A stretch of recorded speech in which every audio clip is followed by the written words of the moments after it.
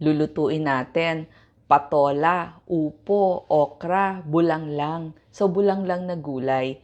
Pag sa Bisaya, ang tawag nito, nilauoy. O kaya lauoy. Yan yung mga naririnig nyo. So, kapag gusto niya ng sari-saring gulay, pero may sabaw, simple lang to, pero masustansya. So, umpisahan na natin. Nagpakulo tayo dito ng mainit na tubig. Okay? So, tubig, pinakuluan natin at lalagyan natin siya ng alamang. So, yung mga tinuyong alamang, kung meron kayong sariwang alamang, pwede din. Pag marami niyan sa palengke. Kasi ito yung parang umami taste. Ito yung magsisilbing pangpalasa dun sa inyong sabaw. So, sa kumukulong sabaw, ilagay na natin itong ating dried o tinuyong tagunton, dried alamang o alamang na tuyo. Yan ang magsisilbing pangpalasa. Yan. So, hindi nyo kailangan gumamit ng mga iba't ibang pangpalasa kasi yan na yon. Isasama na rin natin para masarap yung ating niluluto. Siyempre, lagyan na natin ng sibuyas. Yan. Tsaka luya. Pwede rin ho kayong maglagay ng kamatis kung gusto ninyo.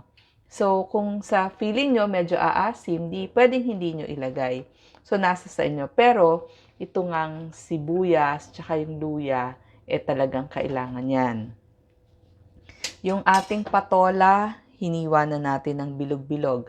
Pwede din yung medyo pahilis na hiwa.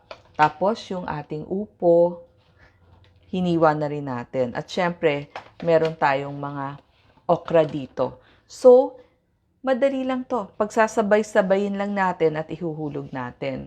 Sama na rin natin yung paminta na pangpalasa natin. Lagyan nyo ng konting paminta. Ito kasing dried na tagunton o maliliit na hipon, kung kulang sa panlasa nyo, pwede pa kayo kung meron kayong bagoong isda o kaya yung mga bagoong alamang. Yan yung magsisilbing pangpalasa nyo. Pero kung talagang walang-wala, patis lang ay pwede na rin o kaunting asin. So, tikman nyo na lang mamaya kung hanggang saang alat ang gusto ninyo. Yan. So, pinakulo na natin. At kapag kumukulo na, una nating ilalagay. Actually, sabay-sabay lang naman ang patola natin. Ito yung example. Marami itong fiber, itong patola natin. At saka marami siyang vitamin A and C ang patola. Bukod dun sa fiber. So, yung fiber niya, makakatulong to sa mga diabetic. Yan. Para dun sa inyong sugar. So, ilagay na natin. Maganda din to sa buhok kasi may vitamin A. Para sa inyong anit, may vitamin C para mas mag-produce ng collagen at elastin yung inyong katawan. So, gaganda yung inyong buhok. Yan. Patola. At, syempre, maganda sa buto ang patola kasi may calcium, magnesium, phosphorus. So, itong lahat ng gulay na ilalagay ko, mayaman to sa calcium, magnesium, phosphorus. So, maganda sa buto, maganda din sa ipin.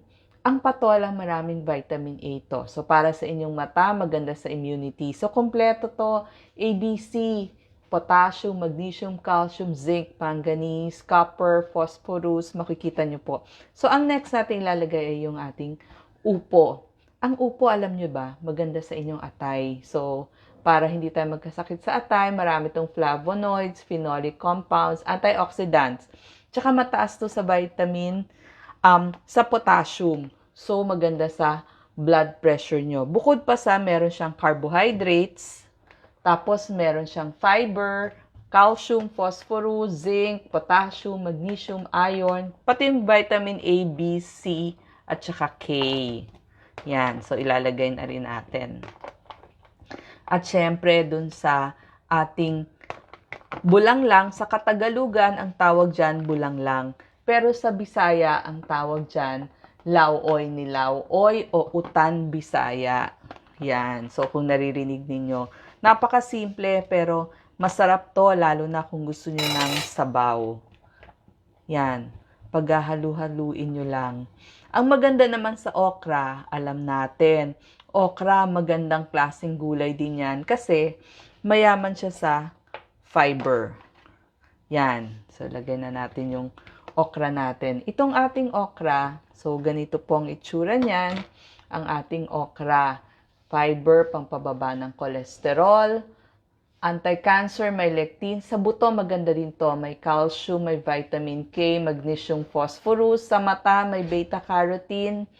Maganda din po ito sa buntis kasi may B9 or folate, vitamin A, tsaka iron. Kompleto din to. Vitamin A, B, C, E, K1, folate, choline, iron, calcium. Tapos, ang maganda dito, yung sinahog natin na alamang, alam nyo ba, mayaman sa protina ang alamang. May astaxanthin siya para dun sa inyong puso, anti-cancer yun, para sa inyong kasukasuan, anti-inflammatory. May selenium din kasi maliliit siyang hipon pag sinabing alamang. So, para sa heart, sa thyroid, sa immunity ninyo, calcium, buto, ipin, copper para ma-absorb yung iron. Tapos may iodine kasi lamang dagat para sa inyong thyroid. Tsaka maganda sa hipon, meron siyang codeine para sa ating utak tsaka sa heart. Tapos may copper pa para sa paggawa ng collagen tsaka elastin. So para sa inyong buhok, sa inyong kutis. So kapag kumulo na yung inyong gulay at mukhang luto na, okay, ayan na, hinaan nyo na po yung apoy. At may ready sabaw na kayo at meron na kayong halo-halong gulay na ang tawag ay bulanglang o nilaw-oy or utan Bisaya. Tapos bago nyo hanguin, ito kasi mabilis lang talagang maluto. So yan, nakita nyo na yung itsura.